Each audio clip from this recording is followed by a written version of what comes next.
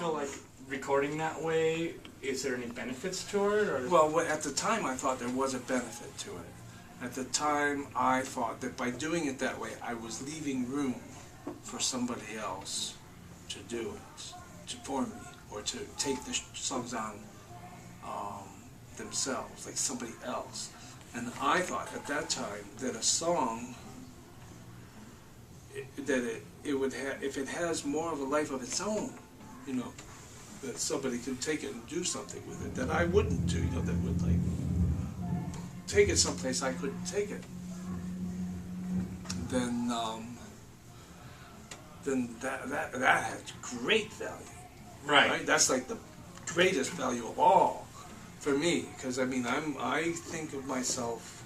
I mean if I could be anything, if I had any like gift or anything to offer, I would like for it to be like that. I would love to be able to have written something that really, really like communicated on a very deep level to another person. And there's no deeper level than that if somebody covers a song.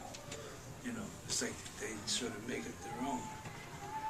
You know, to me that's like a miraculous thing. Like I used to find all these songs, like really, really ancient things just written, you know, all they are is like some marks on a page, some language, you know, some words in a language, and I would just learn these things phonetically and just keep like repeating, and then all of a sudden, this like thing just flies out, and it's this, you know, it's a song, it's like a living thing, you know, and to me that's like, oh, that's miraculous, you know. Yeah. And because the thing lives, you know what I mean? And the life of the song is the same. You know what I mean? Like, so right. that for the person who conceived it or found it or that it came to them, so right? it's like retranslating the Bible in a way. Well, in a sense, because you're like reliving the song through somebody else in some sort. It's like experiencing it. It's like bringing a thing to life, bringing a thing into being, you know, and it's like having a baby, right? You know, it's like somebody had a baby, like, you know, like 1800 years ago, right? And a part of them still. And then 1800 years later, I get to have the same baby. You know, it's kind of like that. That's what it feels like. That's a great way of describing it. Yeah, it's like that. And, I mean, what could be more miraculous? But that's what it's like for a song to come to life, you know.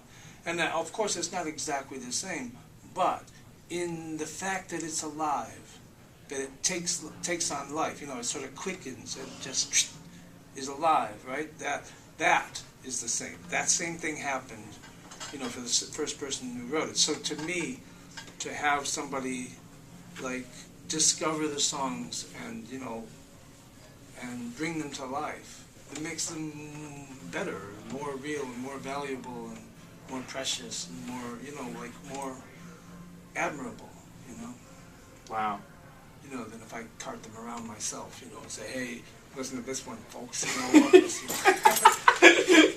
know, Megan and I had last week gone to John Prine at the Paramount. Second song in, started crying. Oh, sweet. I made it to the 6th song.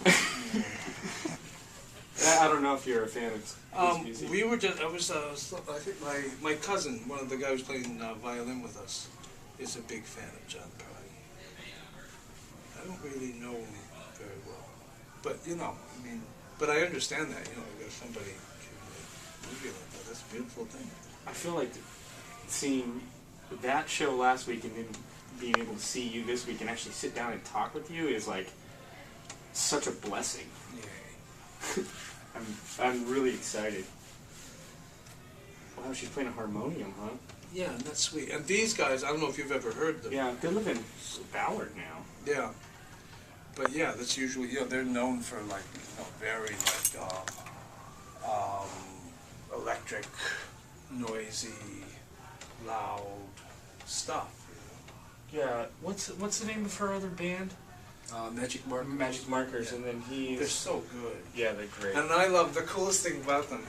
Well, I love all duos. You know, to me they remind me of that classic, like, male-female duo kind of vibe, you know. Like, I always think of like Nancy Sinatra and what's his Lee name? Hazelwood. Lee Hazelwood, right? You know, I mean, that's like the ultimate, you know, like Yeah. cowboy. He also did an kinda. album with Anne Margaret.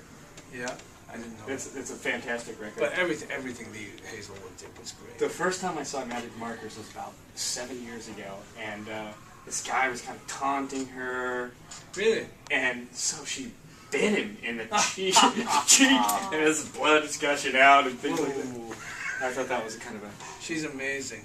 But one of the She's things very passionate. one Like of when the she things I plays. really love about them is the way they're, because she's left-handed or something, and his guitar is this way and hers is that way. I think that's so cool. I think It's that's like the really male and cool. female Yeah, it's symbol. like they said- and I keep thinking, like, you know, expecting them to like to divide and increase. You know, so the next time there'd be 4 of them, and then the next time 8, and then Those the next magnets. time 16.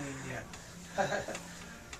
Like, he's definitely got like new, even more of a Robbie Bashaw thing going on nowadays, which is really neat. I've always loved his music. He's just wonderful. Have you played with them before, or is he going to play with you well, tonight? he used to play with Kurt 93. Oh, really? Yeah, didn't you know that? Like Right. that album you mentioned. Oh, that's right. He wrote half of that music, and I think it's his best work too. There's some of the writing he did for that album are like, well, it's just super good. I think it's time to wrap it up. What's I up? was just gonna say that we're gonna run out for like 15 minutes.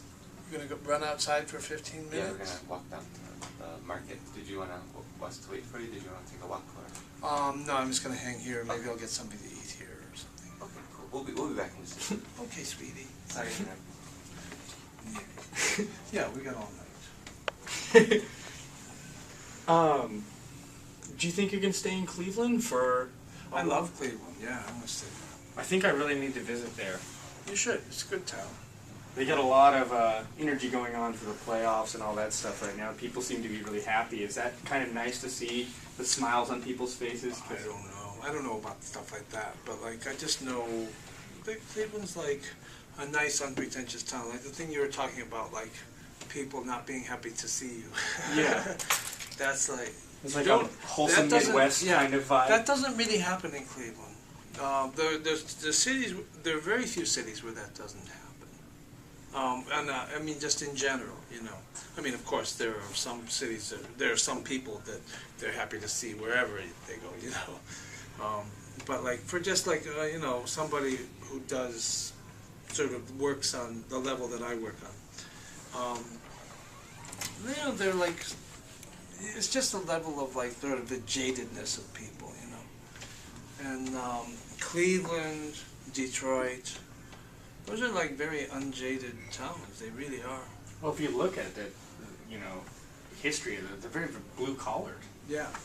I've noticed that people that are like blue collared, they get like labeled as being so pretentious and like so hateful, but I feel like they're Yeah, even more bullshit. understanding Yeah. than the people who are over liberal.